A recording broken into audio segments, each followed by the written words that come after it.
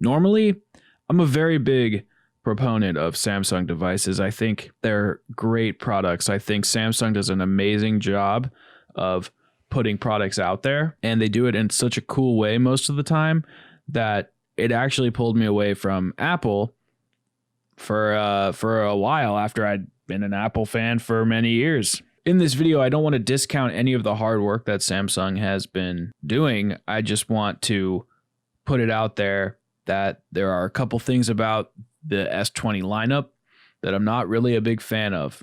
Let's just get into it. So first off, there is no non-5G cell phones that are coming out with this lineup. I find that to be a little strange. 5G isn't ready by anybody. There's the low band from T-Mobile, and then there's the millimeter wave, which is what Verizon and AT&T I think are pursuing. And neither of these technologies are fully capable or fully formed. And I know it's future proofing, so people who want to get into that tech and then can have their phones for many years, they are set. I appreciate that. But charging $1,400 for a device that you can't fully use, it just kind of sucks, especially at the rate people buy and sell phones. They're not really getting the full-fledged device, and they're not getting to experience it at its full potential. And I feel like people need to know that when getting into 5G. But that is a risk with any new technology and any new features that are coming alongside it. The other thing that I do not like is the stipulations with the 8K recording. So for the two lower phones, the lower tier phones, we have the Samsung S20, the Samsung S20 Plus. These phones have a 12 megapixel standard wide lens, and then I think 64 for their telephoto lens, and then 12 megapixel for the ultra wide. It doesn't actually quite matter what the telephoto megapixel count is. It just has to be higher than 33 because that's what you need to record 8K video. So you have to record 8K video on the telephoto lens, which means you're getting a cropped image. And I just don't like that they limit what lens you can use. And not only do they limit the lens you can use, they put it on the telephoto lens. Nobody likes that lens. And I just don't really think that's cool, I guess. The last thing that I found important was the refresh rate of this phone. You can only have the phone at 120 hertz if it's at full HD, and I do not understand why.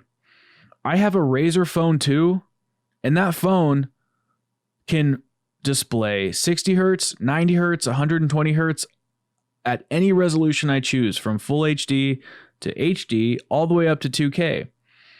So why is it that a phone why is it that a phone that was made by a gaming company able to do that, and a flagship Samsung device is not able to do that? Razer's phone came out a couple years ago, and it was one of the first to put out a 120 hertz display. Now, one could argue that the Razer phone is basically a mini portable gaming monitor, but I don't know why Samsung decided to do this. And then they put in this 5,000 milliamp battery for the Ultra, and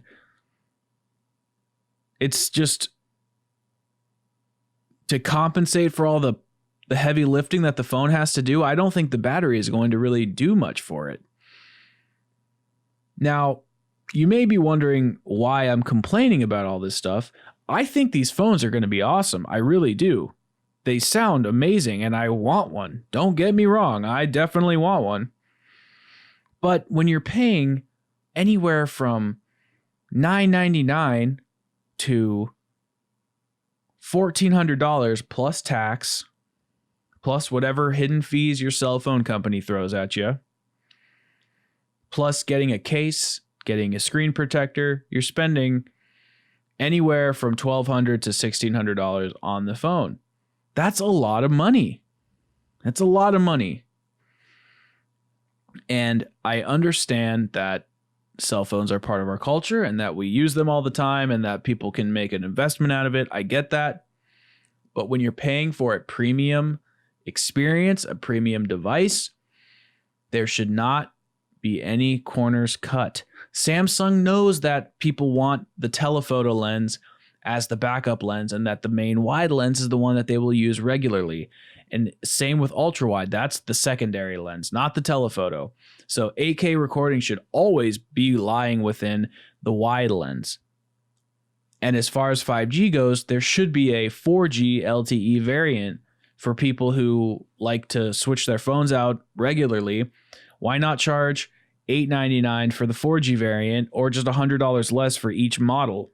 And the battery, I think that's fine, but the biggest caveat is the refresh rate.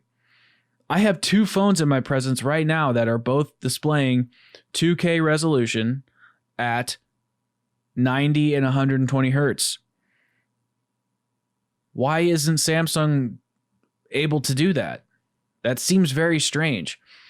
And if it was just one of these features that was screwed up, I hesitate to say screwed up, but if it was one of these features that was misplaced or there was a caveat for, I would say, you know what? Okay, I'm not going to use 8K recording every day, but it would be nice to be able to, when I want, the way I want for this premium device. But it's all this stuff that's not really necessary. And granted, that's why I can keep my last year's phone. But I just don't think Samsung is, I don't want to say they're lying because they're definitely not lying, but I just don't like how the product isn't really all it could be, especially for the high price point, and especially when other companies are going to be putting out phones that meet all those specs at probably a lesser cost. And I just don't really get why they made some compromises here. It just seems strange. So I'm not hating on Samsung. I love Samsung. I'm not mad at the guys or anything like that. I think they made an amazing phone. Just don't understand why there are these compromises. It just seems strange to me. And that's pretty much all I have to say about it until I get my hands on one. So thank you very much for listening and for watching, and I'll see you all in the next one. Have a great and wonderful night.